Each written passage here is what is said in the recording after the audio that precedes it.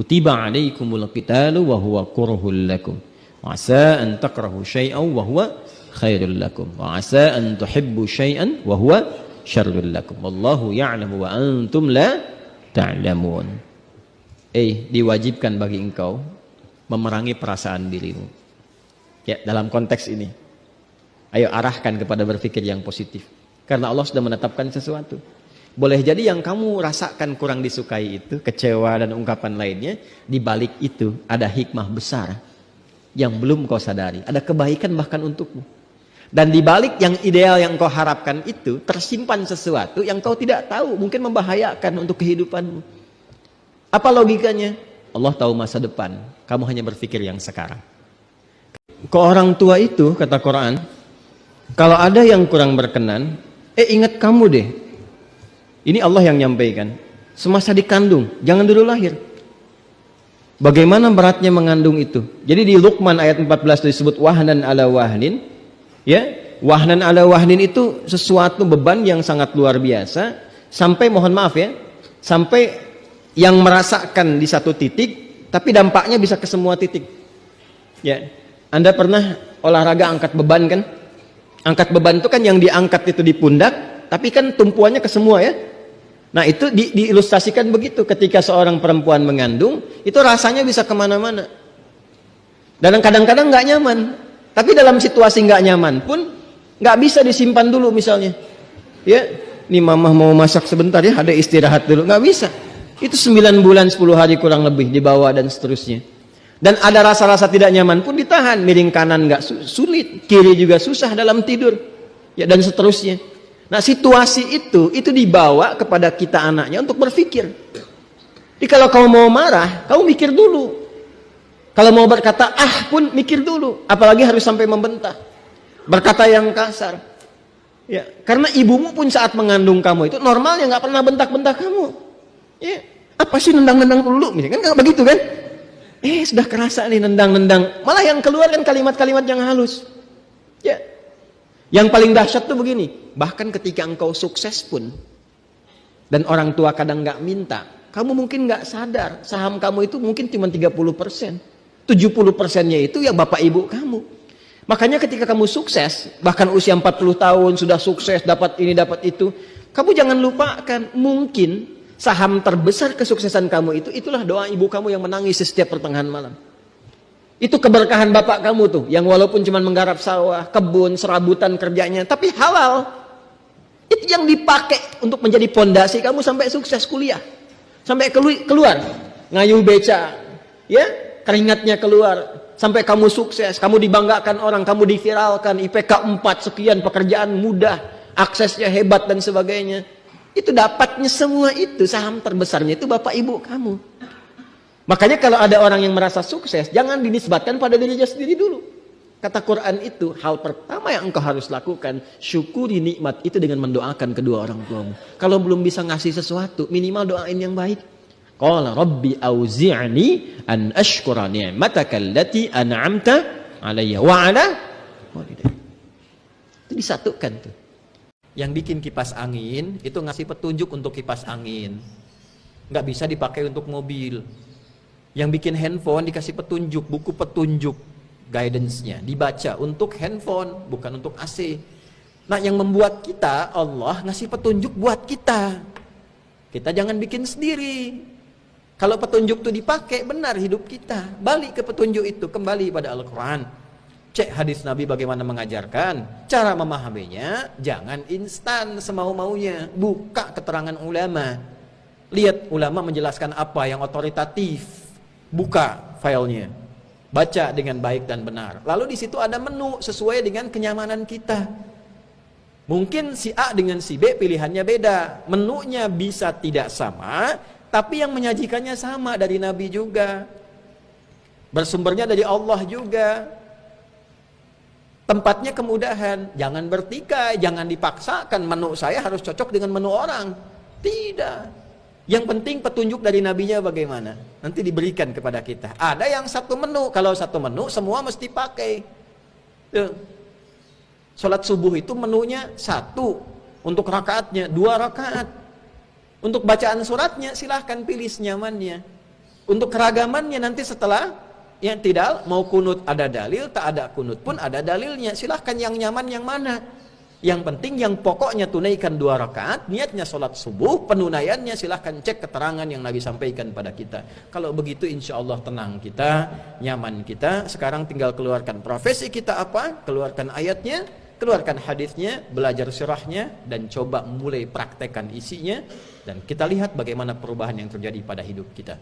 Inna nahnu nazzalna dzikra wa inna lahu lahafidhun. Dengan keagunganku kami turunkan Al-Quran sebagai zikir. Dan dengan keagunganku dijaga Al-Quran itu terjaga, suci, bersih, jauh dari penyimpangan, tidak akan bisa disalahgunakan. Nah, kalau sedang gelisah, buka mushaf. Ya. Perempuan-perempuan yang sedang tidak mengaji, sedang haid, dengar murattal. Isi itu di rumahnya pakai murattal. Lebih tenang suasananya. Ya. Ambil wudhu, buka mushaf itu unik tuh. Istimewa, kadang-kadang dibuka ayatnya sesuai dengan kebutuhan kita. Bisa demikian. Kalau paham, punya ilmu, bisa dibuka ayat-ayat yang sesuai dengan kebutuhan kita. Bisa itu. Sedang kurang nyaman, masalah banyak, ada hujatan, ada celaan, buka ad-duha, dalami al-insyirah. Ujian hidupnya berliku, di rumah tangga, di pekerjaan, dengan teman sosial, buka surat Yusuf. Banyak. Kalau kita paham itu langsung buka intinya, baca. Lalu periksa kejadian masa lalu yang diberi contoh. Sakit mendalam, Nabi Ayub sakit, belajar kisahnya, tenang hati kita itu. Lalu dihibur melalui Al-Quran. Bukan cuma yang kamu yang sakit, Ayub juga pernah sakit, lebih parah daripada kamu. Toh beliau tetap meningkatkan ibadah, zikirnya begini, karena meningkat itulah Allah sembuhkan. Adakah engkau mau beramal seperti Ayub supaya Allah sembuhkan? Sekarang kita mesti semarakan nih kembali kepada Al-Quran. Tuh umat Islam tuh ayo balik lagi ke Quran, ngaji lagi, semarakan ngaji. Dulu itu jangan jauh-jauh lah, tahun 90-an saja, ngaji itu masih semarak, kriminalnya menurun. Walaupun terbatas, lampunya terbatas, pakai petromak itu. Di kampung-kampung menyebutnya lampu semprong itu. Tengah malam ngaji, tapi kriminal itu hampir nggak ada. Aneh kita kalau dengar itu ada pencurian tuh aneh. Apalagi pembunuhan. Sekarang tuh kayaknya kok bebas-bebas saja gitu. Terus jadi seperti biasa, jadi nggak asing. Tiap hari kok dengar berita si fulan ini zina, ini mabok, ini begal, ini membunuh, kayak biasa. Itu bahaya itu. Kita kembalikan lagi itu tradisi mengaji itu. Menjadi bagian dari, kalau tradisi itu maksudnya ibadah yang sudah menjadi karakter. Ya, yang sudah nggak diminta pun sudah sadar, ini waktunya ngaji. Dulu kami kalau sudah maghrib tuh sadar, ini waktu ngaji. Kalau nggak ngaji itu dicari sama orang tua, mau sembunyi di mana dicari. Ya, TV mati itu. Nah sekarang kita butuh kesadaran itu lagi tuh. Ba'da maghrib ngaji, ba'da subuh ngaji.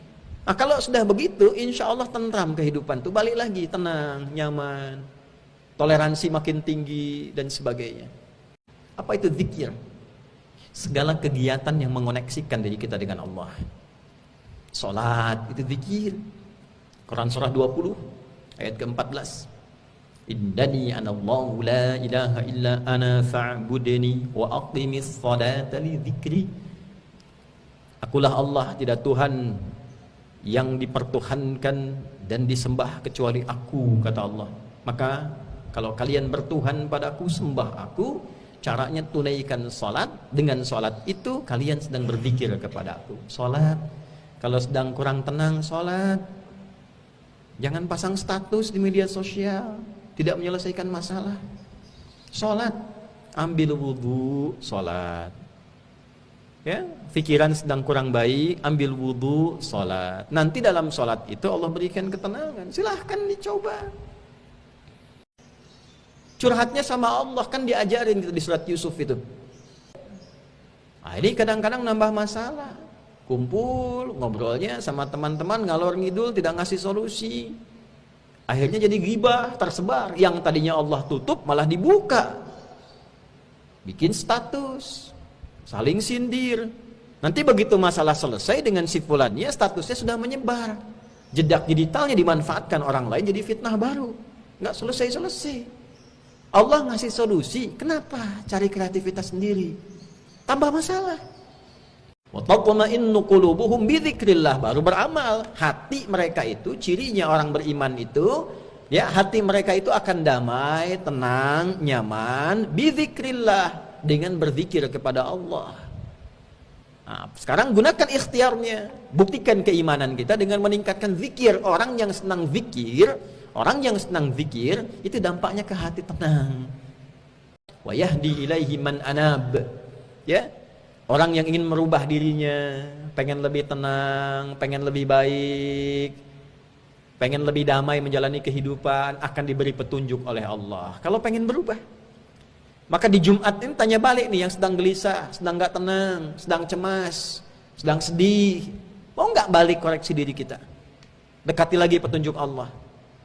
Maka kalau kita punya keinginan kuat, ayat 28-nya menegaskan, alladzina amanu wa tatma'innu qulubuhum bidzikrillah.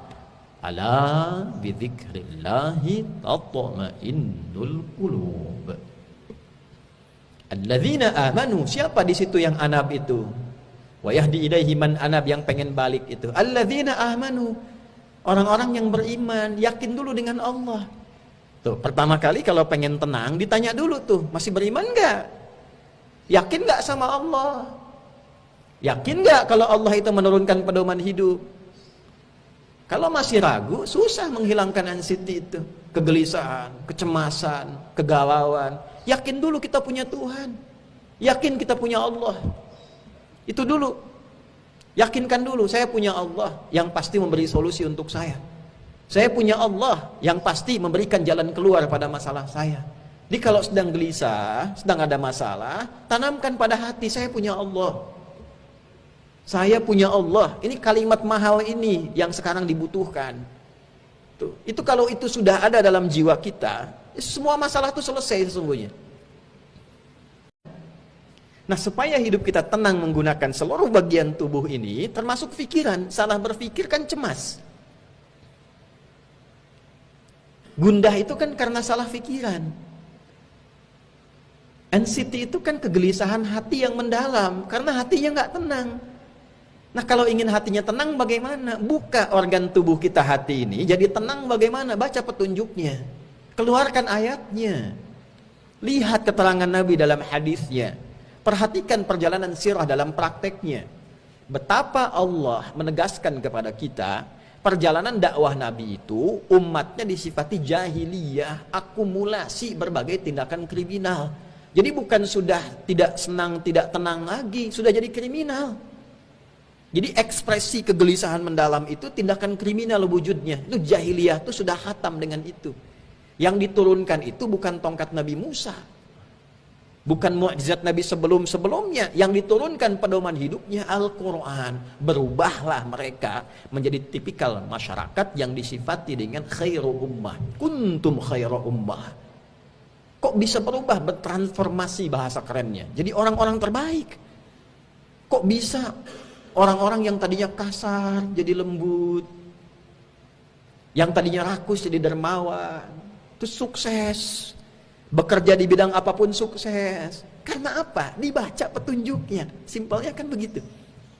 Poin utamanya, isi Al-Quran 114 surah, 30 juz, 6.236 ayat kurang lebih, itu isinya pedoman hidup.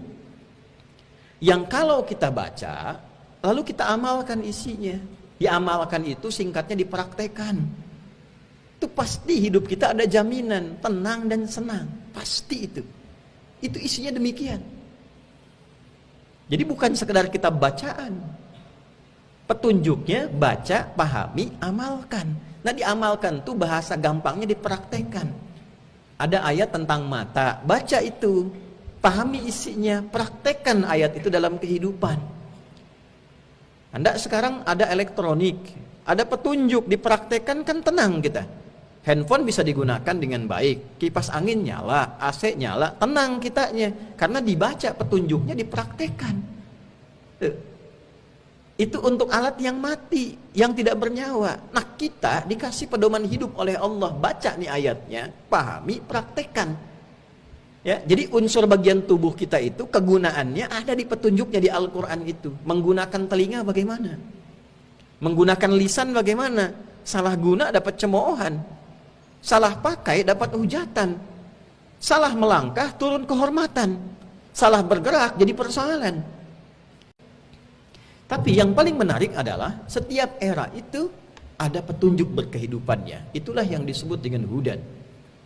Nabi Musa ketika berkehidupan, Allah turunkan petunjuk berkehidupan yang mengatur dan mengendalikan karakteristik umat di zaman Nabi Musa supaya stabil kehidupannya, senang dan tenang. Disebutnya hudan. Diabadikan misalnya kata ini di Quran surah Al-Isra, surah ke-17 di ayat yang kedua. Wa atayna Musal kitaba wa ja'alnahu hudan li bani Israil. Dan dengan keagunganku diberikan kepada Musa itu kitab. Kita kenal dengan Taurat. Ya, Taurat, Torah itu disifati oleh Al-Quran isinya sebagai hudan, petunjuk berkehidupan. Aturannya begini, begini, begini, begini. Kerjakan ini, tinggalkan ini. Lakukan ini, jangan kerjakan ini.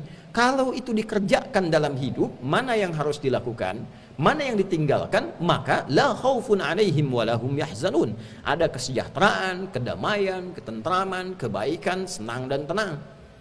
Injil itu diberikan pada Nabi Isa alaihi salam. Di dalam isinya hudan.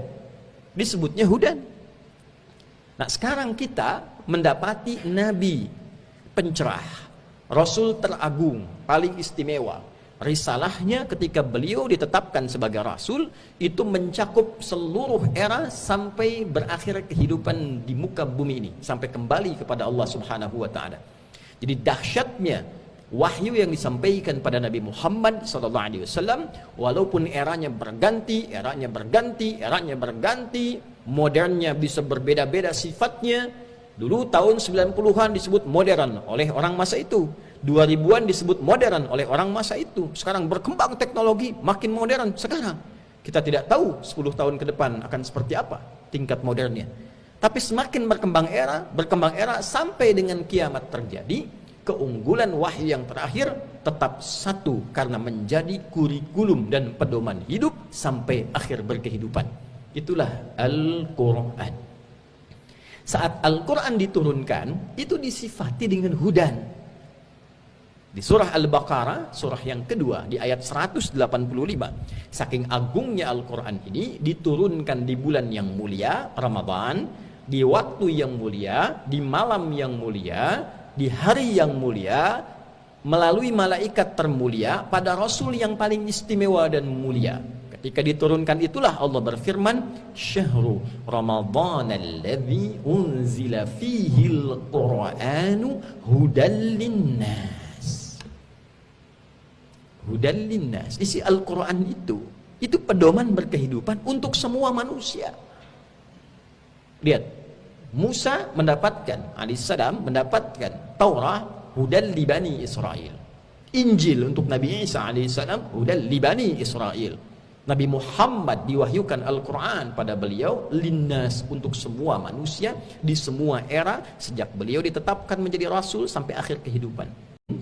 Ujian itu pernah khatib sampaikan, disajikan menunya dalam kehidupan oleh Allah subhanahu wa ta'ala untuk mengaktifkan semua potensi kekuatan kita agar terlatih menjalani hidup, bukan ingin membuat kehidupan kita bermasalah. Karena itu selalu ada lawannya. Lemah itu lawannya kuat. Amarah itu lawannya sabar. Jadi ketika amarah diaktifkan supaya sabarnya itu juga muncul. Kalau tidak pernah ada marah, bagaimana bisa diketahui sabar? Kelemahan itu diketahui supaya dikuatkan. Orang yang aktif di bidang bela diri, dia akan mengeksplor kelemahannya di mana di bagian tubuhnya. Lalu ketika tahu lemah, itu dikuatkan. Hal-hal yang mendatangkan kesedihan mendalam, tidak terkontrol, kegalauan yang begitu luas, tidak terkendalikan, masalahnya apa? Boleh jadi persoalannya bukan karena kurang pintar. Karena ada yang pintar pun banyak galaunya. Bukan karena kurang harta. Karena ada banyak yang kaya pun justru banyak ketakutannya. Takut kehilangan harta, takut kehilangan pamor. Yang kurang, kembalikan ke ayatnya. Faman tabi'a hudaya. Mungkin yang kurang diikuti itu petunjuk berkehidupannya. Rahmat Allah Subhanahu wa taala sekaligus menyatakan bahwa konsep kehidupan di bumi itu seluruh kegiatannya seharusnya itu menyenangkan dan menenangkan. La khaufun, tidak gelisah. Lawan tidak gelisah artinya tenang. La yahzanun, tidak bersedih artinya senang. Jadi sesungguhnya konsep dasar kehidupan yang kita jalani di muka bumi ini yang disifati dengan dunia itu, konsep dasarnya itu tenang dan senang. Kita berkehidupan di keluarga sebagai apapun, seharusnya kehidupan di keluarga itu mendatangkan kesenangan dan ketenangan. Apakah perannya sebagai seorang ayah, anak, ada yang berperan menjadi istri kah, kemudian menjadi orang tua, jadi kakek, jadi nenek. Konsep dasarnya adalah kehidupan keluarga yang menyenangkan dan menenangkan. Kita bekerja, apapun profesinya, sepanjang itu baik, seharusnya konsep dasarnya bekerja dalam keadaan senang, bekerja dalam keadaan tenang. Kita bergaul, konsep dasarnya itu seharusnya senang dan tenang. Kita beraktivitas apapun senang dan tenang, itu konsep dasarnya kehidupan di dunia. Jadi dengan rahmat Allah, salah satu hikmahnya mengapa kita memulai segala sesuatu dengan rahmat Allah. Bismillahirrahmanirrahim. Rahman itu kan sifat kasih Allah yang sangat mendalam yang diberikan dalam konteks kehidupan di dunia. Jadi kita minum dengan rahmat Allah, makan dengan rahmat Allah, berpakaian dengan rahmat Allah, bekerja dengan rahmat Allah. Rahmat itulah yang mendatangkan kesenangan, ketenangan, kebaikan, kebahagiaan. Pertanyaan dasarnya adalah, mengapa dalam kehidupan seringkali didapati setiap berganti era sampai dengan kini justru ada dominasi kesedihan, kegalauan. Bahkan setiap era punya istilahnya sendiri. Sekarang ada yang dikenal dengan anxiety, kegalauan yang dalam, kecemasan yang tinggi. Nanti ada ratapan kesedihan. Akumulasinya yang paling dia khawatirkan justru muncul tindakan-tindakan kriminal. Karena gelisah, ada pencurian. Karena ketakutan mendalam, ada tindakan-tindakan bahkan bisa mengakhiri kehidupan. Ada korupsi. Korupsi itu kan ketakutan. Ketakutan karena tak mampu eksis dalam pergaulan. Ketakutan karena kehilangan pamor. Hartanya mungkin sudah banyak, tapi ada kegelisahan tertentu yang membawa seseorang berlaku tindakan kriminal. Artinya ada fitrah kehidupan yang dilawan.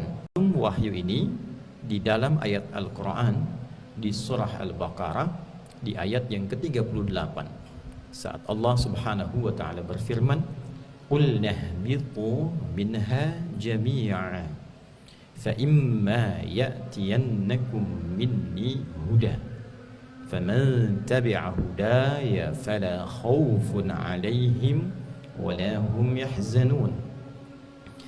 Dan dengan keagunganku, kata Allah, kami firmankan kepada Adam alaihissalam, Hawa alaihissalam, turunlah kalian ke bumi, misi kalian di bumi dimulai saat ini. Fa imma ya'tiyannakum minni huda, maka dalam menjalani misi kehidupan di bumi ini akan didatangkan kepada kalian pedoman berkehidupan dariku. Jadi bersamaan dengan turunnya Adam, Hawa alaihi wassalam, Allah menyertakan dengan turunnya itu pedoman berkehidupan, disebut dengan hudan. Faman tabi'a hudaya fala khaufun 'alaihim wala hum yahzanun. Maka siapapun yang konsisten mengikuti pedoman berkehidupan dariku itu, maka akan terjamin hidupnya la khaufun 'alaihim, bebas dari kegelisahan yang mendalam, wala hum yahzanun, dan terbebas dari kesedihan, kegalauan yang juga mendalam.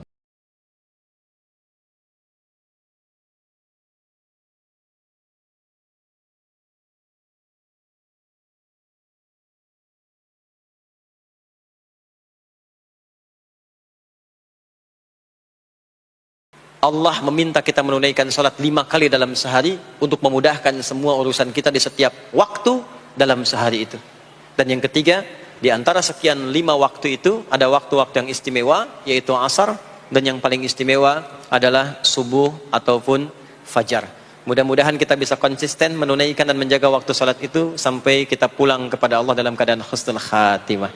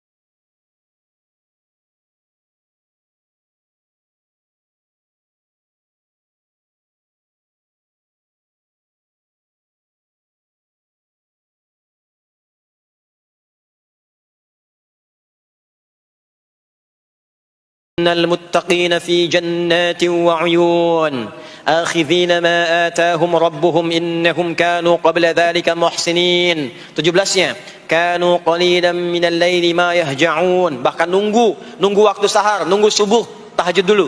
Kemudian 18-nya wabil ashari hum yastaghfirun, istighfar.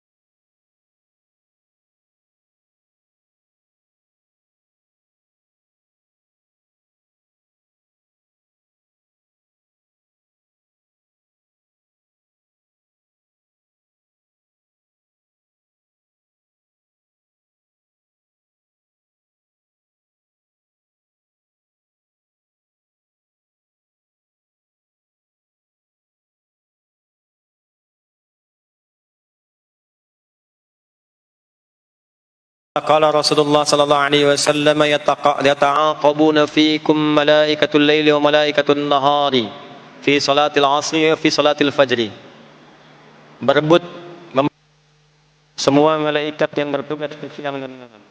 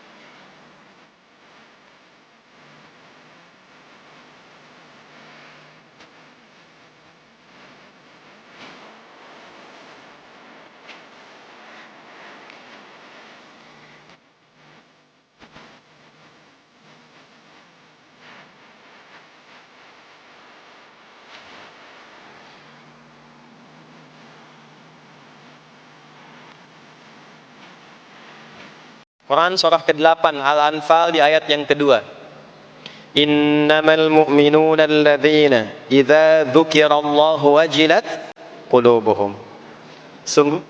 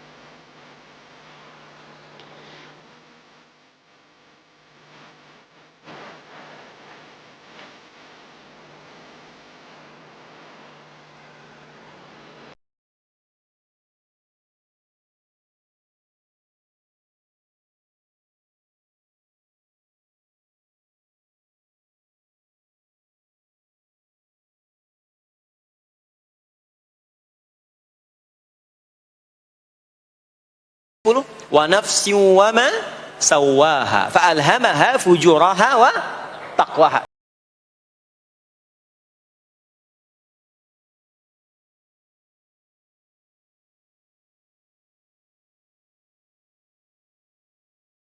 Alladzi yuwaswisu fi sudur innas, di dalam suri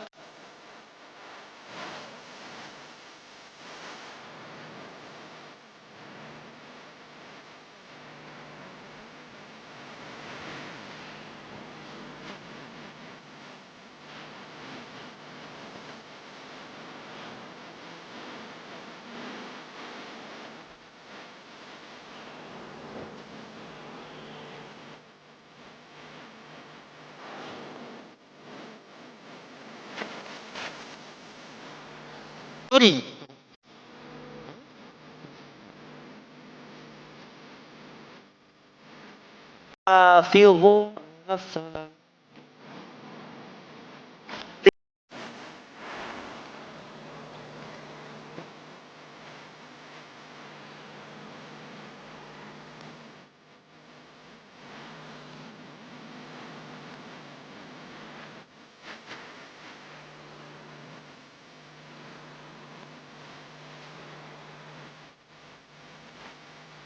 setiap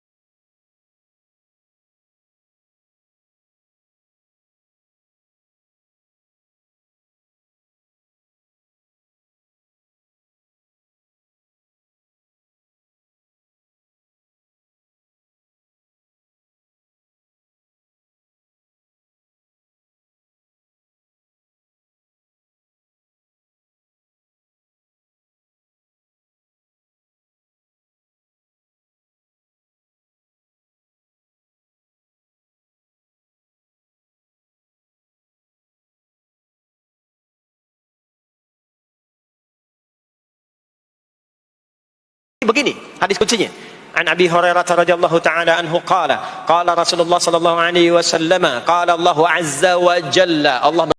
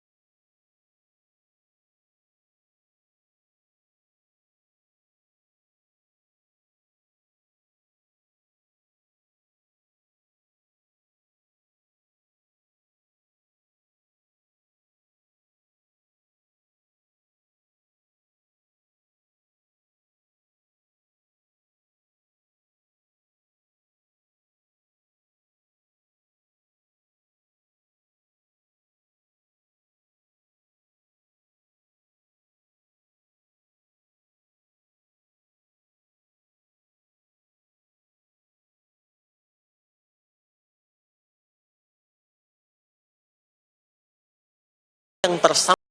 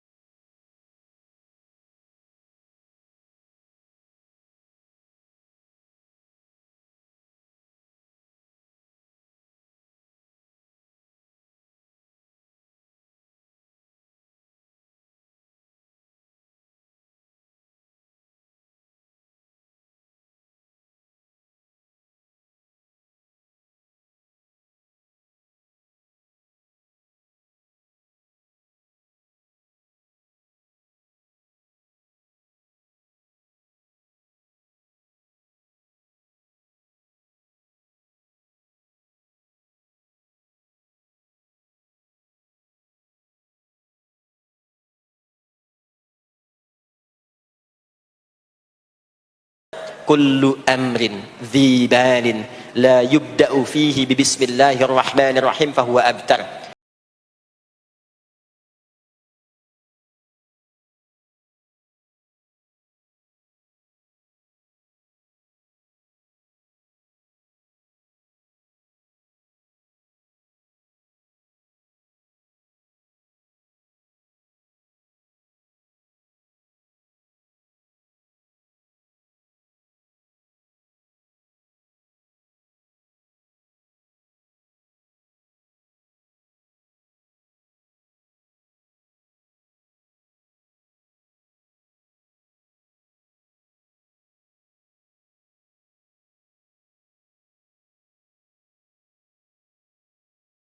Wa qadimna ila ma 'amilu min 'amalin faj'alnahu haba'an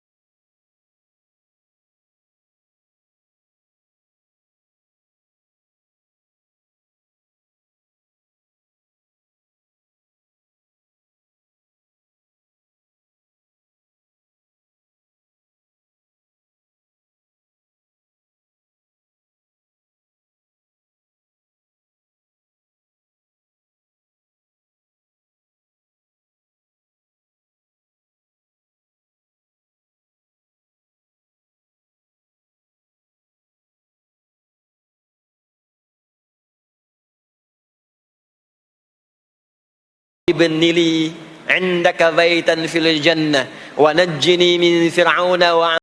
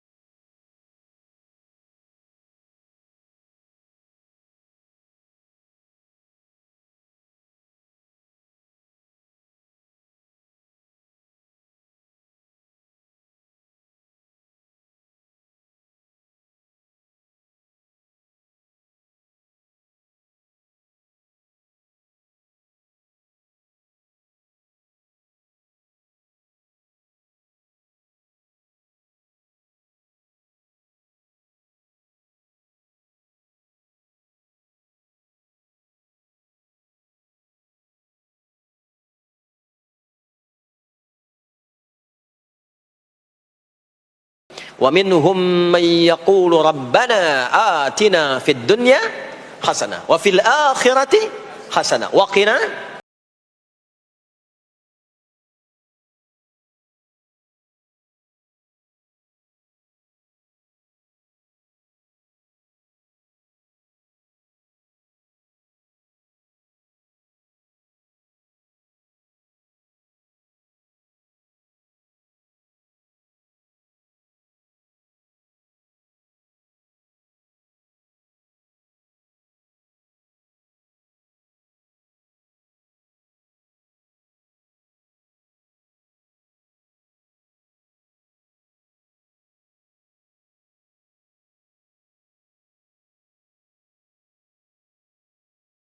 maka ia salat di samping Nabi sallallahu alaihi wasallam wan nabiyyu fi nahiyatin ukhra.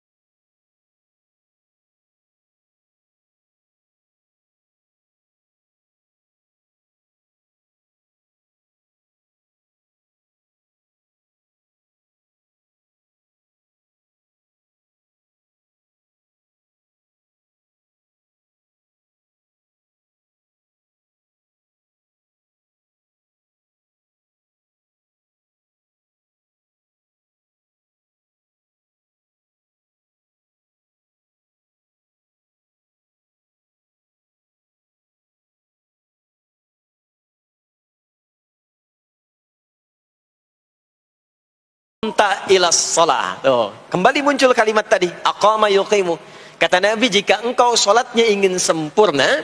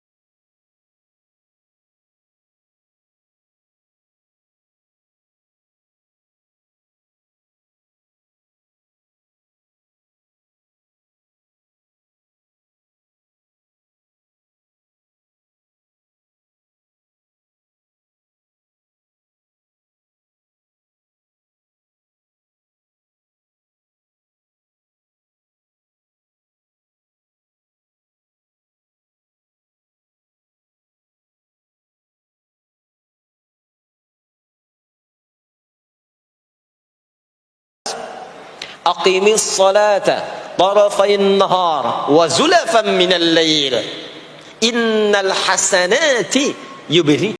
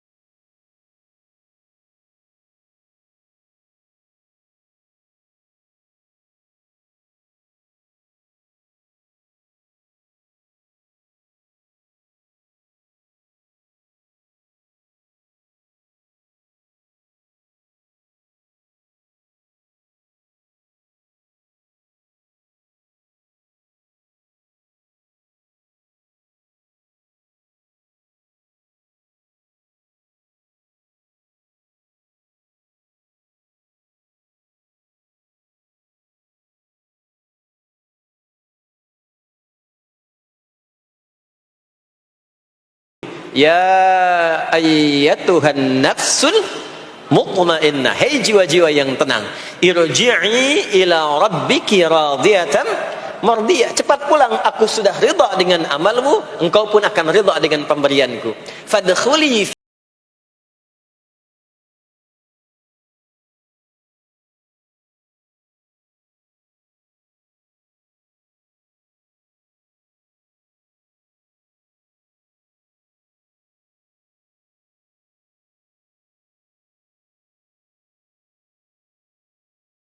sengaja menantang berbuat maksiat, menghalalkan dosa yang besar, itu dihukumi oleh Quran kafaru billah. Yang menghalalkan dosa besar itu dihukumi kufur. Tapi jangan sembarangan, ya, jangan sembarangan menghukumi, karena ada yang punya otoritas di situ. Gak boleh Anda sembarangan, ini kufur, ini togut, ini gak boleh, gak boleh. Ada yang punya otoritas dan ada yang paham fikihnya, gak boleh sembarangan. Hati-hati kalau ada aliran mengajak Anda, ini togut, ini aja, bunuh aja, tembak aja, tinggalkan itu, tinggalkan. Karena ada yang punya otoritas untuk menentukan klasifikasi mana yang benar, mana yang salah, mana yang ini, mana yang begitu. Jangan sampai terbawa pada aliran demikian. Jelas ya? Baik. Tapi kalau ada yang nekat berbuat maksiat sampai wafat, kata Allah, Nabi pun sampai dilarang. Jadi ini ayat turun tentang Abdullah bin Ubay bin Salul yang hidupnya mengaku muslim tapi banyak sekali menyakiti Nabi. Banyak berbuat maksiat, bahkan merencanakan pembunuhan kepada Nabi. Ditampakkan oleh Allah, begitu Nabi ingin menampakkan sisi kemanusiaan dengan menyolatkannya, turunlah ayat ini. Jangan disolatkan Muhammad, jangan disolatkan, biarinnya sama teman-temannya. Jadi biasanya orang munafik ketemu munafik lagi, ketemu munafik lagi. Hati-hati, jangan sampai yang menyolatkan itu sama munafik, sama perbuat maksiat. Orang Islam dilarang yang beriman yang baik, bahkan wala taqum ala qabri, ke kuburnya pun jangan diantar, jangan berdiri di depannya. Jangan sampai terancam demikian. Karena itu kalaupun ada yang nampak ciri-cirinya, kita doakan supaya kembali ke jalan yang benar. Ada 3 golongan manusia yang akan tampak setelah berakhirnya proses Idul Adha. Golongan pertama adalah golongan yang berhasil menjalani proses awal sampai dengan berakhirnya prosesi Idul Adha, dari hari pertama sampai hari ke-10, kemudian renungan di 3 hari setelahnya, 11, 12, dan 13 yang dikenal dengan hari Tasyrik. Maka golongan pertama ini dikategorikan oleh Al-Quran kepada golongan yang berhasil meraih kedekatan dengan Allah Subhanahu wa ta'ala, dan didefinisikan oleh Al-Quran sebagai golongan yang mendapatkan takwa, baik itu yang berhaji, baik itu yang berkorban, ataupun yang sekedar menjalani prosesi sampai dengan selesainya rutinitas Idul Adha ini. Maka ketika berhaji, Allah menekankan kalimat takwa di dalamnya. Al-hajju ashhurum ma'lumat, faman farada fihinna al-hajja fala rafatha wala fusuqa wala jidala fil hajj wa ma taf'alu min khairin ya'lamhu Allah wa tazawwadu fa inna khairaz zadi taqwa. Itu saat akan keberangkatan haji. Haji puncaknya nanti akan berlangsung di 9 Dzulhijjah, disiapkan di bulan-bulan tertentu sebelumnya. Dari Syawal sudah mulai berangkat. Maka siapapun yang akan berangkat, persiapkan dirinya dengan baik, jauhi kata-kata yang tidak bagus, perbuatan yang menyimpang, jauhi semuanya. Kerjakan nilai-nilai kebaikan. Allah lebih tahu siapa yang baik, dan Allah lebih tahu bekal apa yang terbaik. Bagi yang ingin berangkat dengan cara terbaik, maka bekal terbaik adalah takwa. Setelah selesai menunaikan hajinya, maka Al-Quran mengkonfirmasi kembali kekuatan takwa itu di Al-Baqarah ayat 203. Wadhkurullaha fi ayyamin ma'dudat, faman ta'ajjala fi yawmaini fala ithma alayhi, wa man ta'akhkhara fala ithma alayhi liman ittaqa. Wattaqullaha wa'lamu annakum ilaihi tuhsyarun. Maka perbanyaklah oleh kalian zikir kepada Allah di puncak-puncak haji itu, dalam renungan-renungan di Muna itu. Siapa yang menyimpulkan dirinya telah berbuat kebaikan, mendapatkan nilai kebaikan, maka dalam 2 hari cukup, tidak ada masalah. Siapa yang belum menyimpulkan dalam 2 hari belum berubah jadi baik, maka silahkan di hari ketiga dapatkan suasana kebaikan itu, aura kebaikan itu. Maka jika engkau telah mendapatkan aura kebaikan itu, limanit taqa, yaitu aura ketakwaan, ketakwaan yang bertambah, kedekatan yang bertambah, itulah inti kesuksesannya. Maka jaga ketakwaan itu sampai engkau berpulang kepada Allah, dan ketahuilah engkau pasti akan dikumpulkan setelah meninggal di hadapan Allah Subhanahu wa taala. Bagi yang berkorban dalam pengertian menyembelih hewan, maka didefinisikan keberhasilannya di dalam Quran surah ke-22 Al-Hajj di ayat ke-37. Allah menyampaikan, la yanalallaha luhumuha wala dima'uha walakin yanaluhu taqwa minkum. Yang sampai kepada Allah itu bukan darahnya bagi juru sembelih, bagi yang berkorban dengan hewan, bagi yang menyaksikan, bukan darahnya berapa banyak yang terpancar, bukan dagingnya berapa banyak dihasilkan, bukan berapa bagusnya menyembelihnya, bukan berapa contoh istimewanya, bukan berapa kuat itu didapatkan, tapi yanaluhu taqwa minkum, yaitu ketakwaannya yang sampai kepada Allah Subhanahu wa taala. Maka cara menyembelih pun diatur, ada takwa dalam menyembelih, ada takwa dalam melihat, bukan tontonan tapi tuntunan. Korban menjadi tuntunan, dituntun bagaimana proses menyembelihnya, dituntun cara melihatnya, dituntun cara berzikirnya, dan dihasilkan dari proses itu adalah takwa. Demikian dari mulai menjalani puasa sampai dengan selesai. Maka puasa dalam Al-Quran tujuannya adalah takwa. Sampai hari ke-9 kita puasa, siyamu yaumi arafata inni ahtasibu ala Allah an yukaffira sanati allati qablahu wa sanati allati ba'dahu. Demikian sabda Rasulullah sallallahu alaihi wasallam, atau kama qala, didokumentasikan oleh Imam Muslim nomor hadis 1162. Puasa Arafah itu dengan izin Allah, aku berharap bisa menggugurkan dosa setahun berlalu dan dosa setahun yang akan datang. Dan tujuan puasa intinya adalah takwa. Ya ayyuhalladzina amanu kutiba alaikumus siyam kama kutiba alal ladzina min qablikum la'allakum tattaqun. Dalil umumnya Al-Baqarah di ayat 183. Hai seluruh yang beriman, diwajibkan bagi kalian menunaikan puasa seperti orang dulu menunaikan kewajiban itu. Tujuan dari puasa itu, semua jenis puasa, tujuannya melatih kita menjadi pribadi yang bertakwa. Maka mari kita ukur sampai detik ini. Terlebih bila kita melihat Idul Adha-nya bersamaan dengan Jumat, apakah semakin menambah takwa kita di hadapan Allah Subhanahu wa taala? Itulah orang mendapatkan petunjuk Allah sampai dia meninggal, itulah orang yang sukses dunia akhirat. Maka cirinya di sini didefinisikan di Al-Baqarah di ayat 2 sampai dengan ayat 5. Dzalikal kitabu la raiba fi hudan lil muttaqin. Yang tadi itu, kemudian seluruh ayat dalam Al-Quran adalah petunjuk bagi orang takwa. Siapa orang takwa yang tidak meragukan isi Quran itu? Orang takwa itu definisinya satu, alladzina yu'minuna bil ghaib wa yuqimunas shalah. Selalu ingin berusaha menambah imannya, bukan iman standar. Iman hari ini harus lebih baik dibandingkan hari kemarin, iman besok harus lebih baik dibandingkan dengan hari ini. Itulah sebagian ulama mengungkapkan, orang yang hari ini lebih baik dibandingkan kemarin, itulah orang yang beruntung, orang yang sukses. Maka bagaimana cara meningkatkannya? Bertambah solatnya.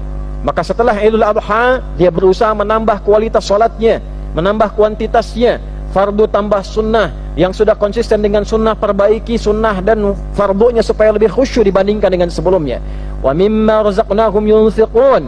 Dalam proses menjelang Idul Adha kita dilatih berinfak, harta seadanya, harta secukupnya, dengan hewan korban. Maka setelah Idul Adha kita gemar berinfak. Infak diartikan bisa dengan harta, dengan uang, bisa dengan makanan, bisa dengan tenaga, bisa dengan pikiran. Intinya pribadinya gemar berbagi dalam kebaikan. Walladzina yu'minuna bima unzila ilaik, gemar dengan Al-Quran, dekat dengan Al-Quran, senang baca, senang murajaah, senang menghafal. Walladzina yu'minuna bima unzila ilaika wa ma unzila min qablik.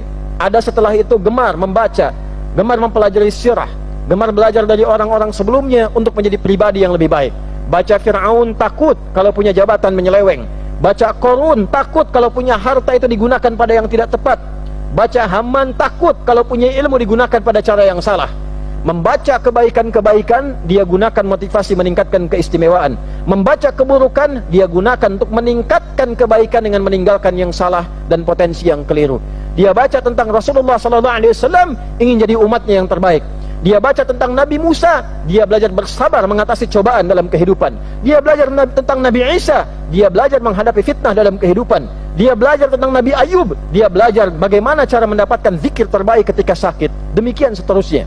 Maka ketika dia merasakan kenikmatan ini, wabil akhirati hum yuqinun, bertambah keimanannya, bertambah keyakinannya, dan dia jadikan semua urusan dunia sebagai proyek akhiratnya. Ke kantor dia siapkan juga bukan untuk dunia, tapi akhiratnya pun dia siapkan. Bagaimana bekerja bernilai ibadah, bagaimana membaca ada ibadah, bagaimana menyembelih hewan ada ibadah, bagaimana minum ada ibadah, makan ada ibadah. Itulah hakikatnya orang beruntung. Maka di akhir ayat kelima Allah menyampaikan, ulaika ala hudam mir rabbihim wa ulaika humul muflihun.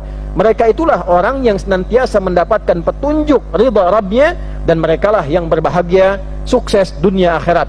Itulah sebabnya doa haji yang dikumandangkan, bahkan doa ini dikuatkan dalam tawaf dari rukun Yamani menuju Hajar al-Aswad, membacakan Al-Baqarah ayat 201, wa minhum may yaqulu rabbana atina fid dunya hasanah wa fil akhirati hasanah wa qina adzabannar. Golongan pertama. Golongan kedua adalah golongan yang merugi. Golongan ini adalah orang yang biasa-biasa saja. Ada Idul Adha seperti adanya, tidak ada Idul Adha seperti adanya. Seperti itu pula dia salat bagus, tetap 5 waktu juga, dia tetap baca Quran juga, tapi Idul Adha tidak merubah kepribadian dirinya. Hanya ikut-ikut saja. Ikut sholat, ya. Ikut menyembelih, nonton, ya. Melihat, ya. Tapi itu tidak memberikan bekas pada dirinya. Maka merugilah ia karena mendapatkan kesempatan Idul Adha, tapi tidak mendapatkan kemuliaan, tidak mendapatkan pengaruh kebaikan dari Idul Adha yang dia dapatkan. Orang lain tidak dapat, meninggal jadi baik. Orang ini dapat, tidak dimanfaatkan, maka merugilah dia. Dan yang terakhir adalah orang celaka. Orang celaka yang walaupun datang diberi kesempatan Idul Adha, tapi dia tetap memilih bermaksiat. Dia tetap memilih melakukan tindakan kriminal. Kalau pejabat, Idul Adha hanya lewat, setelah itu korupsi lagi. Misal, orang yang celaka. Orang yang kaya, merampok lagi, menipu lagi. Misal, itu orang celaka. Ada orang punya ilmu, digunakan hanya untuk menipu, hanya untuk berbuat dosa, memberikan fatwa-fatwa yang keliru, hanya untuk popularitas. Maka itu bagian dari yang celaka. Maka Cepat bangun Pak, perjalanan kita masih panjang, sedangkan ajal semakin mendekat. Sedangkan para musafir sudah punya banyak bekal di depan kita, kita mesti nyusul mereka. Bangun Pak. Itu Masya Allah kalau pakai bahasa Arab indah sekali. Pak, ajal itu mendekat kepada kita, sedangkan perjalanan masih panjang. Teman-teman kita sudah di depan, bekalnya banyak sekali. Maksudnya apa? Teman-teman kita sudah ada yang hafal Quran, sholatnya nggak putus, malamnya banyak tahajud, puasanya nggak putus, sunnahnya dikerjakan. Kita ini, ya Allah, mau bangun tidur aja susah ya Allah, mau tahajud aja susah. Sementara ajal datang semakin dekat. Pak, bangun Pak, bangun Pak. Takutnya kita meninggal malam ini, kita nggak bisa menyusul teman-teman kita yang sudah di depan. Itu istri bangunkan suaminya. Ada lagi yang suami mau kerja, dibisikin istrinya, Pak, jangan sampai cari yang haram ya. Papa nggak bawa apa-apa pun ke rumah di hari ini. Kami keluarga akan sabar. Mama akan tenangkan pada keluarga supaya sabar. Tapi Pak, kami nggak akan kuat merasakan sedetik pun di neraka jika Papa bawa yang haram ke rumah. Masya Allah. Nah ini disebutkan pengingat itu 7 kali. Di 7 ayat berbeda untuk mengingatkan setiap hari ingat wafat. Setiap hari ingat pulang. Setiap hari kita akan mengalami suasana di alam kubur. Jangan sampai meninggalkan dunia dalam keadaan yang terancam. Tapi jangan khawatir, sekalipun engkau masuk ke alam kubur, kata Allah, karena sayang, aku pesankan berbekal dari sekarang. Di alam kubur aku penuhi nikmatku kepadamu. Tapi itu cuma sementara. Besok-besok selesai, aku bangkitkan semua kalian, aku tepati janjiku untuk memberikan surga kepadamu. Karena itulah orang yang baru mau meninggal dalam sakaratul mautnya, kalau benar dia mengikuti apa yang Allah pesankan dari ayat-ayat tadi, maka Allah berikan pendahuluan sebelum masuk kubur. Ditampakkan bahkan surganya di hadapannya, dimasukkan dalam golongan hambanya, ditenangkan saat wafatnya. Ya, karena kalau sudah meninggal, temanmu yang meninggal pun kamu nggak bisa dengar suaranya. Cuma saya yang tahu keadaan di alam kubur. Karena saya tahu, kata Allah, dan saya punya Rahman dan Rahim, dengan sayang saya sampaikan kepadamu. Karena sayang saya. Ibu maaf, kalau ada anak misalnya ingin berbuat menyimpang, ibu cegah tidak? Kenapa? Karena ibu sayang. Karena itulah ibu saking sayangnya, maaf, jangankan anak lahir, di dalam saat dikandung pun bukankah dijaga dari yang maksadat? Dijaga dari yang merusak. Ibu kalau sedang mengandung, mau nggak makan makanan yang kotor? makanan yang merusak. Tidak kan? Kenapa? Karena sayang kepada bayi yang dikandung, janin yang terkandung. Di tempatnya pun disebut oleh Allah dengan rahim. Karena ada rahim, dijaga betul. Miring kanan susah, kiri susah, telungkup gak mungkin. Dijaga supaya apa? Supaya di dalamnya merasakan ketenangan. Karena apa? Karena ada tempat disebut dengan rahim. Nah, Allah itu sifat rahim melekat kepadanya. Karena sayang dengan kita, diingatkan. Bahasa bebasnya gini, karena saya sayang engkau dengan rahimku. Karena saya cinta kamu dengan rahmanku. Jangan sampai masuk kubur, kamu tersiksa, kamu nestapa. Karena beda antara hidup di dunia dengan kehidupan di kubur. Mumpung masih hidup, cari bekal. Karena engkau tak mampu mendengar apa yang terjadi dalam kubur. Hei, kamu ini sadar nggak sih? Orang yang mengajak kamu maksiat itu, lihat temannya meninggal pun, temannya wafat pun, dia nggak pengen ikut. Kadang-kadang dia abaikan. Coba lihat. Ya, ada pimpinan misalnya, tingkat tertinggi. Lihat anak buah bawahnya misalnya. Menjalankan tugas bahkan dari dia untuk berbuat salah, berbuat maksiat. Ya, apakah mengedarkan narkoba atau misalnya membackingi kegiatan yang tidak baik. Lalu tiba-tiba dia wafat, apakah peduli atasannya? Tidak. Yang ada yang terjadi, jangan bawa-bawa atasan, padahal dia yang nyuruh. Terus Anda mau jadikan teman yang seperti itu? Dia pada kawannya saja nggak bertanggung jawab. Dengan imannya saja dia nggak peduli. Kalau dia dengan Allah saja nggak peduli, kenapa Anda dia jadikan teman? Dan kenapa Anda menjadikannya dia teman? Kalau bahasa anak sekarang tuh begini, Allah aja dia gituin, apalagi kamu. Kan? Ya, Nabi aja dia cuekin, apalagi kamu kan? Ini peringatan Quran, ini bukan dari saya. Ini peringatan Quran. Jangan sekali-kali Anda dimanapun Anda berdinaskah, tugas formal, Anda berdagangkah, jangan berteman dengan orang menyimpang. Karena saat Anda susah pun yang akan peduli. Temannya aja yang sama-sama berbuat menyimpang, dia sisihkan, apalagi Anda. Paham? Orang yang hidup itu satu saat pasti akan diwafatkan. Kalau sudah wafat akan dikuburkan. Di semua kita tidak ada yang bebas dari penungguan di alam kuburnya. Tadi tunggu. Ini CAQ semua kan? Calon alam kubur. Kita akan masuk nih. Jadi Allah sadarkan mumpung masih hidup, dari dua kejadian tadi, ambil ibrahnya, siapkan diri kita, karena kita nggak akan bisa menolak kematian. Kalau sudah wafat, pasti dikubur. Teruskan dulu ya. Kalau ada tawaran, kedudukan ke hartanya berlipat, tapi menjauhkan Anda dari Allah, ingat ini. Thumma amatahu fa'akbarah. Ingat saat ditawari itu Anda meninggal. Dikubur. Dan ingat ancamannya. Ingat pasalnya tuh. Ya, ingat suratnya. Paham? Nah, karena itu masukkan ayatnya, jangan sekali-kali menjadikan keadaan di sekitaran kita justru memperkuat datangnya ancaman Allah dan nestapa saat kembali ke alam kuburnya. Bahkan orang-orang yang tidak beriman pun, yang buruk pun, yang beriman tapi maksiat pun, itu sejatinya ketika temannya masuk ke kubur nggak mau ikut-ikutan. Makanya disindir oleh Allah. Hei, kamu ini sadar nggak sih? Orang yang mengajak kamu maksiat itu, lihat temannya meninggal pun, temannya wafat pun, dia nggak pengen ikut. Kadang-kadang dia abaikan. Coba lihat, nah, ayat ini, Al-Infitar ayat yang keempat ingin menegaskan, di alam kubur pun tidak abadi. Pindah. Oh, berarti yang pelaku maksiat tadi menyimpulkan, nggak apa-apa kan cuma sementara mimpinya bangun. Iya, Cepi, cuma saat bangun lebih dahsyat. Jadi yang dimimpi keluar semua. Jangan banyak bergaul dengan orang-orang yang menjauhkan kita dari ridha Allah Subhanahu wa taala. Cari teman yang baik sekarang. Pertama, maaf, bikin kebaikan di rumah tangga dulu. Itu kan teman hidup. Ya. Awas, hati-hati. Kalau melihat istri kurang baik atau sebaliknya, jangan dihakimi, jangan difonisi. Justru Allah kirimkan antum itu untuk menebarkan kebaikan dan menyempurnakan kesemaan bersama. Jelas? Jadi sekarang yang dilakukan teman hidup dulu. Rubah jadi baik dulu. Anak-anak jadi baik dulu. Setelah itu cari tempat tinggal yang baik, bergaul dengan orang baik. Antum yang kuliah cari teman yang baik. Antum yang kerja cari teman yang baik. Maaf. Bagi yang merasa nyaman dengan kekuatannya, baik itu kedudukan ataupun harta, sehingga terang-terangan berbuat maksiat dan merasa tidak ada yang mampu untuk mencegahnya, itu saat masuk kuburnya langsung ditampakkan neraka pagi dan petangnya. Di surah Ghafir, surah ke-40, ayat 46.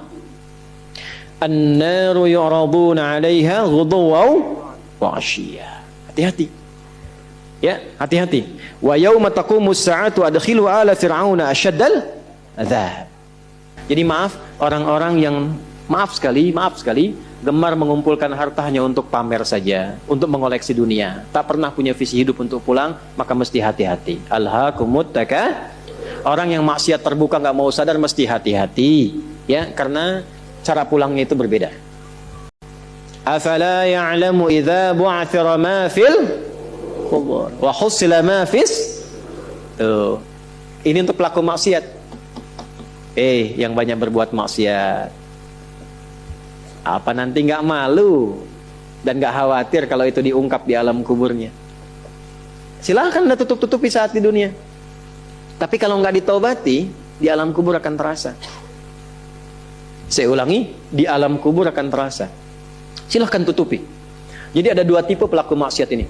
Yang pertama, pelaku maksiat yang menutupi kemaksiatannya, tapi tidak tobat. Ya, awas, ini tipe pertama. Yang saya maksudkan pelaku yang tidak tobat, ya, bukan yang tobat. Jadi pelaku maksiat, dia sadar dia maksiat. Dia bisa tutupi dari manusia, tapi dia pilih nggak tobat. Nah ini nanti akan diungkap di alam kubur dan diberikan satu muqaddimah azab nerakanya. Yang kedua, pelaku maksiat yang sadar dengan maksiatnya dan secara terbuka dia bermaksiat karena merasa kuat dengan menunaikan atau mengerjakan perbuatan maksiat itu.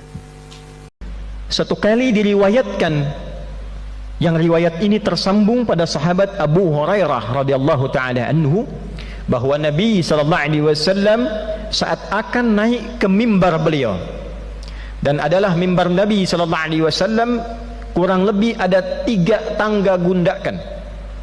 Saat naik pada tangga yang pertama, tiba-tiba datang malaikat Jibril menyampaikan pada Rasulullah sallallahu alaihi wasallam. Sebelum ini disampaikan, Nabi mengatakan amin, amin, amin.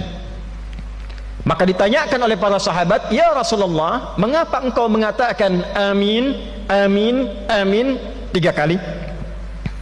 Maka kata Nabi, saat aku naik pada yang tangga pertama, Jibril datang dan mengatakan, celakalah seorang hamba, tercela seorang hamba. Di riwayat lain, bu'dan, jauh dari rahmat Allah subhanahu wa ta'ala, bagi seorang hamba yang mendapati satu dari kedua orang tuanya, yang mendapati di riwayat lain satu di antara kedua orang tuanya telah sepuh, maka tidak mampu berbuat baik kepada kedua orang tuanya, yang berpotensi memasukkan kedua orang tuanya ke dalam surga. Kata Nabi, amin.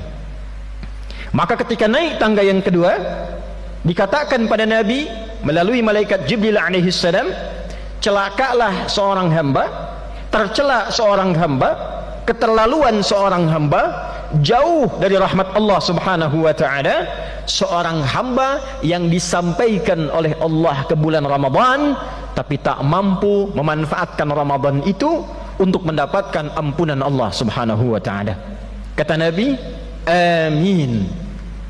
Saat naik tangga yang ketiga, maka malaikat Jibril mengatakan, celakalah seorang hamba, keterlaluan seorang hamba, tercela seorang hamba yang disebutkan namamu ya Muhammad sallallahu alaihi wasallam di sampingnya, tapi dia tak mau bersalawat kepadamu. Kata Nabi, amin. Hadirin, hadis ini dengan riwayat yang sahih terkait dengan Ramadan memberikan pesan penting kepada kita bahwa Ramadan ini bulan yang penuh dengan keistimewaan. Di antara keistimewaannya ada peluang rahmat Allah subhanahu wa ta'ala diberikan kepada setiap hamba siang dan malam yang berupa ampunan dari seluruh dosa-dosa yang pernah dikerjakan. Dalam hadis riwayat Al-Bukhari, ditegaskan juga dalam hadis riwayat Muslim, Nabi SAW pernah menyampaikan, man sama Ramadana imanan wahtisaba ghufira lahu ma taqaddama min dhanbi wa man qama lailatul qadri atau fi riwayatin man qama Ramadana imanan wahtisaba ghufira lahu ma taqaddama min dhanbi. Siapapun yang menunaikan puasa Ramadan, ditunaikan di siangnya dari mulai fajar sampai dengan maghrib, diisi dengan keimanan kepada Allah dia berusaha menjadi pribadi yang lebih baik, ikhlas dia tunaikan puasa itu, maka dengan keikhlasan menunaikan puasanya, Allah berkenan mengampuni dosa-dosa yang pernah ia lakukan selama hidupnya. Dan siapa yang bangun di malam Ramadan, dia tunaikan sholat malam bersamaan dengan malam Al-Qadar, atau dia tunaikan setiap malam Ramadan, dia tunaikan ikhlas karena Allah untuk memperbaiki dirinya supaya lebih baik dalam perjalanan hidupnya, maka dengan itu diampuni dosa-dosa yang pernah ia kerjakan selama hidupnya. Jadi bayangkan hadirin, siang ada ampunan, malam ada ampunan, 24 jam potensi dosa kita diampuni oleh Allah Subhanahu wa taala. Dan siapakah di antara kita yang tidak pernah memiliki dosa? Dosa mata, dosa telinga, dosa lisan, sampai dosa ke ujung kaki, dosa anak pada orang tua, dosa orang tua yang mengabaikan anak, dosa dengan kerabat, dosa dengan tetangga, dosa pada tubuh kita sendiri di hadapan Allah Subhanahu wa taala. Maka khusus Ramadan selama sebulan penuh, siangnya, malamnya ditebarkan oleh Allah rahmatnya untuk mengampuni seluruh hambanya, sehingga terlahir kembali dalam keadaan fitrah, bersih untuk menghadap Allah Subhanahu wa taala.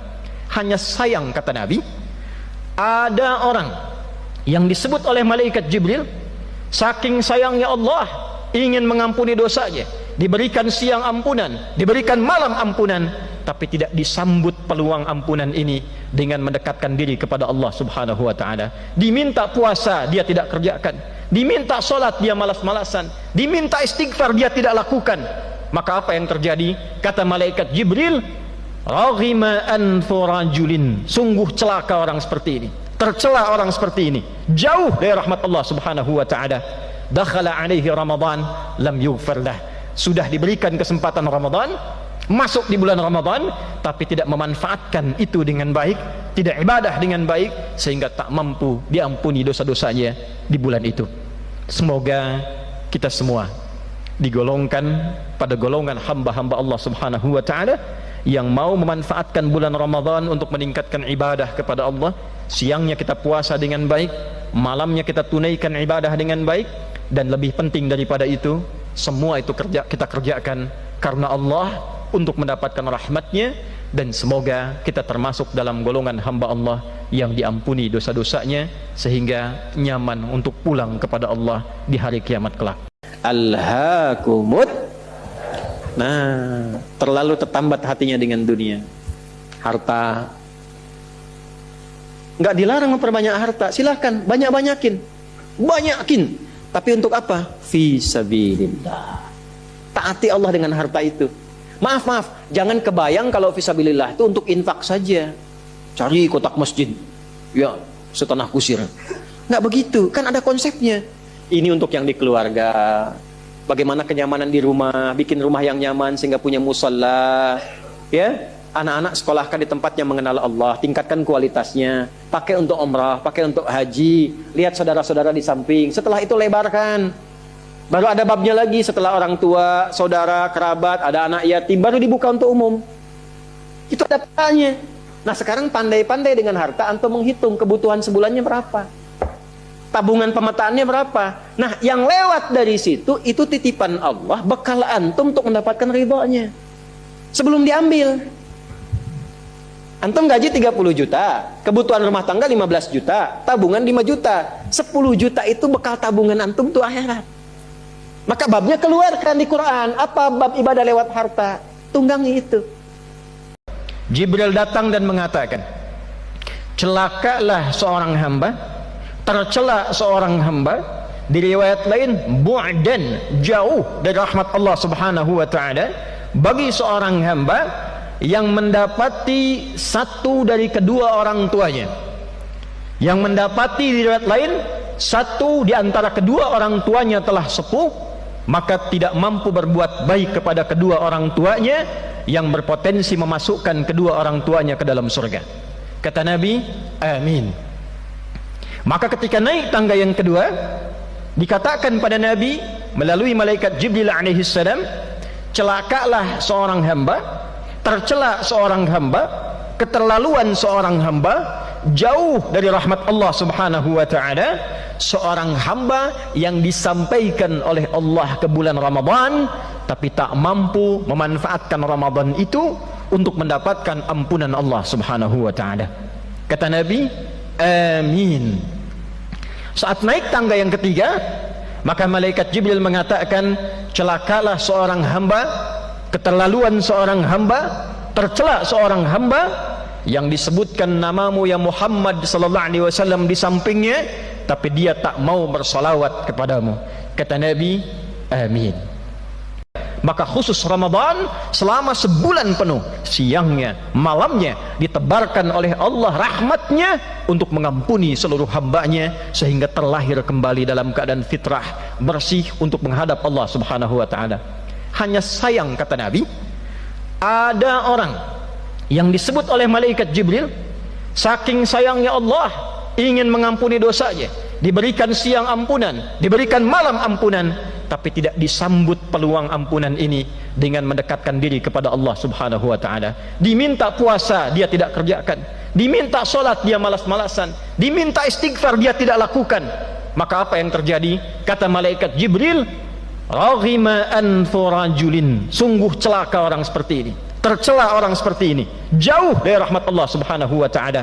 Dakhala alaihi Ramadan lam yughfar lah. Sudah diberikan kesempatan Ramadan, masuk di bulan Ramadan, tapi tidak memanfaatkan itu dengan baik, tidak ibadah dengan baik, sehingga tak mampu diampuni dosa-dosanya di bulan itu. Nabi itu mengajarkan fikih parenting dengan keluarganya, itu begitu indah. Nggak ada ketegangan, nggak ada kegaduhan, dan rata-rata canda. Makanya saya ngobrol dengan beberapa teman, saya bilang, kenapa sekarang kalau orang belajar parenting serius banget? Bawaannya tegang melulu gitu. Ini kewajiban suami, ini kewajiban istri, ini neraka, ini surga. Padahal yang ditampilkan oleh Nabi, kebanyakan 85%-nya itu canda semua. Karena memang kehidupan rumah tangga itu kehidupan bercanda. Laibun walahun. Canda. Saya teman-teman, kalau di rumah, itu seriusnya sama istri dan anak cuma dalam 3 hal. Sholat, Quran, kedua jangan maksiat. Jangan bohong, 1. Itu. Yang lainnya turunan-turunannya. Lebihnya canda. Anda boleh tanya sama istri saya. Kalau beliau tanya, istri saya tanya, pasti saya plesetin canda semua. Canda semua. Anak-anak canda semua. Itu semua canda. Kenapa? Karena kehidupan rumah tangga itu nggak serius-serius amat. Karena si amat pun tidak serius. Banyaknya canda. Contoh gini. Istri Nabi ada berapa? 9. Ada yang lain? Jangan khawatir ya, saya nggak bahas bab poligami ya, tenang aja. Oke ya. Si Nabi 9 yang berkehidupan, 11 dengan beliau, 1 yang milkul yamin, ya. Pembahasan detailnya nanti. Singkatnya begini.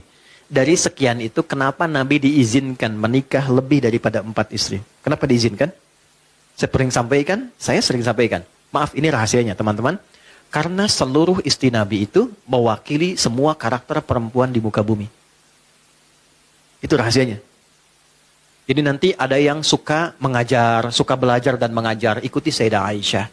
Ada yang suka fashion, ada perempuan suka fashion ada. Nanti modelnya Sayyidah Zainab. Ada yang suka bikin kue. Itu Sayyidah Saudah binti Zam'ah.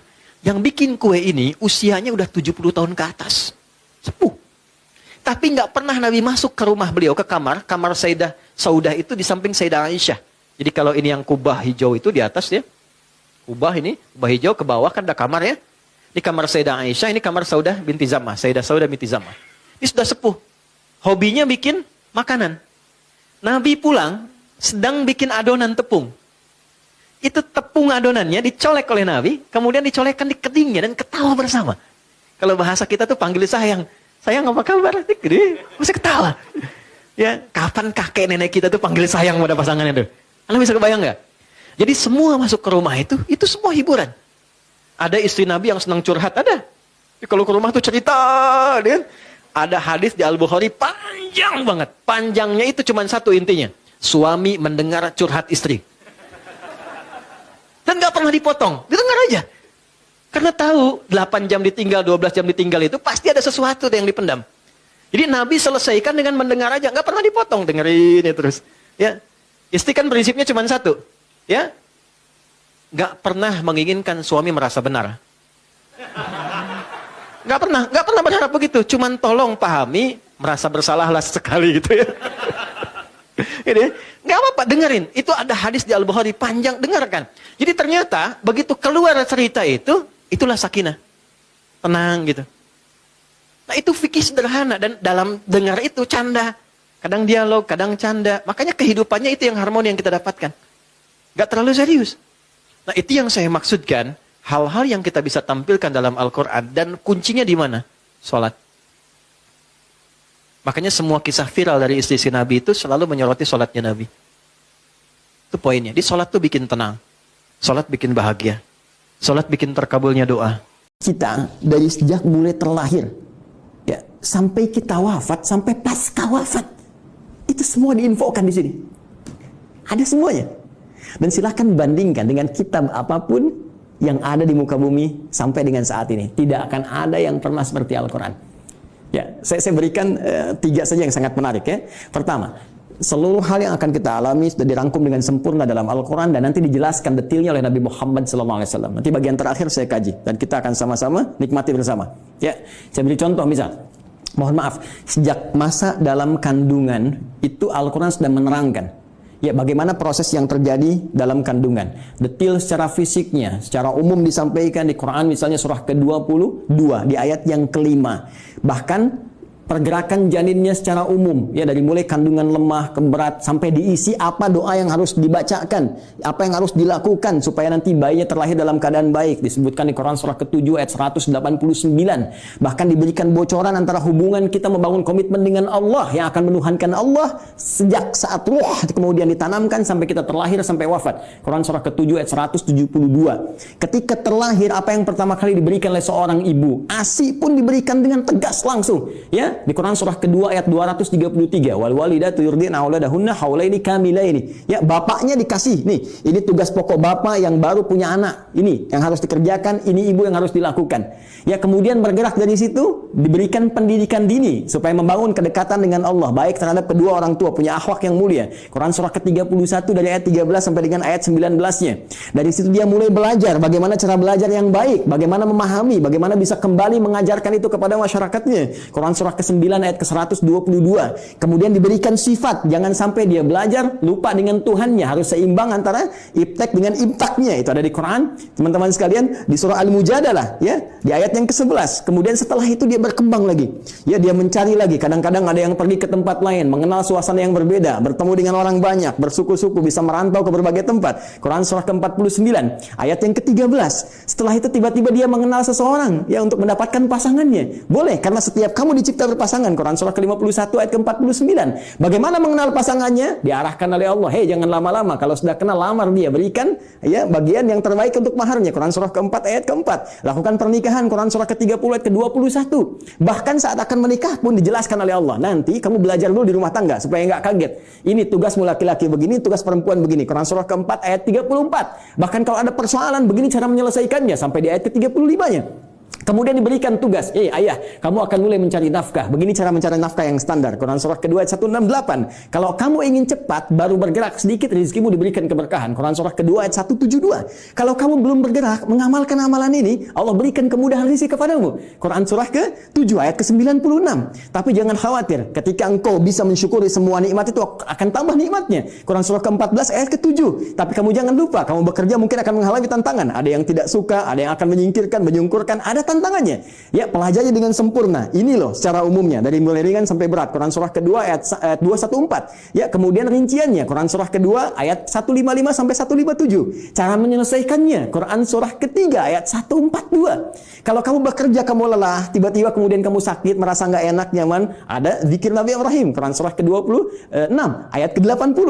Kalau penyakitnya berat, kata dokter mustahil sembuh, nggak ada yang mustahil. Amalkan zikir Nabi Ayub, saya sembuhkan seperti saya sembuhkan Ayub. Quran surah ke-21 ayat 83 sampai 84. Tugas seorang istri, ya, bisa merawat anaknya. Kadang-kadang tidak mudah itu semua. Ada yang berkata, bagaimana mendidik dengan baik? Quran surah ke-17 ayat 23 sampai dengan ke-27-nya. Sampai mereka dewasa sampai usia 40 tahun masih diberikan amalan untuk bakti pada kedua orang tuanya. Quran surah ke-46 di ayat yang ke-15. Sampai kemudian hidup lebih jauh lagi sampai tiba-tiba ada dalam keadaan pikunnya. Ya, Quran surah ke-22 ayat yang kelima itu di bagian bawahnya. Sampai kemudian setelah itu dijelaskan oleh Allah, kalau kamu akan nanti wafat, pasti kamu wafat. Siapkan cara wafatmu supaya indah. Kamu hidup untuk tenang, wafat pun harus tenang. Turun Quran surah ke-89 ayat 27 sampai 30. Ya ayat Tuhan nafsul mutmainnah. Kamu saya berikan hidup di dunia untuk tenang, wafat pun harus tenang. Ya.